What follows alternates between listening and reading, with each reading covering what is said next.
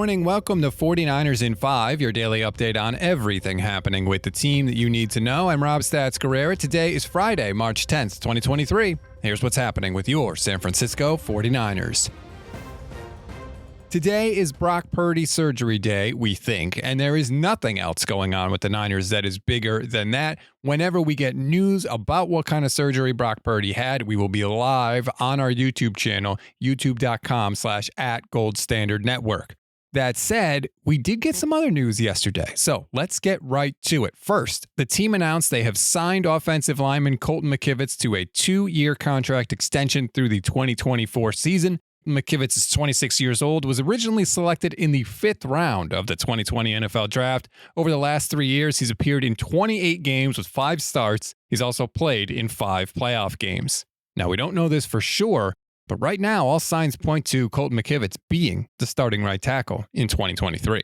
The NFL announced the compensatory picks yesterday, and the 49ers got a haul. Between minority coaches being hired and free agents that left, the Niners ended up getting a league-high 7 picks. Here's how it breaks down.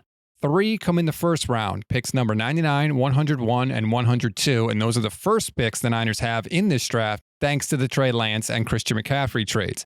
They got 1 in the 5th, 1 in the 6th, and 2 in the 7th for a total of 11 draft picks in 2023. And you can get used to reports like this too, because chances are I'll be here a year from now saying something similar. The Niners are looking at potential comp picks for Jimmy Garoppolo, Mike McGlinchey, Samson Ebukam, and Charles Omenihu, depending on how big of a contract they sign during free agency.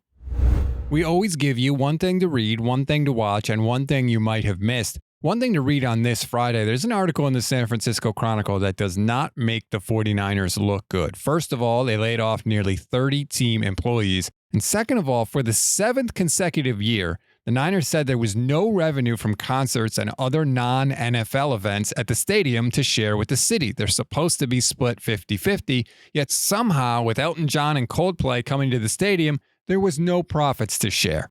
That's a little shady, especially after 7 years. One thing to watch, David Carr gave a really interesting interview with Harvester Sports. They touched on a few different things, but I heard this nugget about Josh McDaniels that gave me pause. When they were in New England, Tom ran his stuff. Tom is a guy, historically, that gets to the line of scrimmage, picks the play he wants to run, right? You give me a set formation, give me in and out of good play, bad play, then that's what I'm going to do, right? That's what Peyton Manning did. That's what Tom did. I think that what Josh wants to do is Josh feels like, and maybe he's right, maybe he's wrong, time will tell. He feels like he can guess right most of the time from the sideline, which is almost impossible to do in this day and age. But Derek does say he's a smart guy. Like he's a football genius. Like he gets it, right? So I think for Josh, he's going to get a guy that he can not control, but tell where to throw the ball. That has some physical tools, that can make some plays in the run game, that can push the ball down the field. But all I need is a jugs machine. That's what he thinks, right? You give me a guy that can just shoot rockets and run it a little bit. I'll point the rocket launcher in the right direction.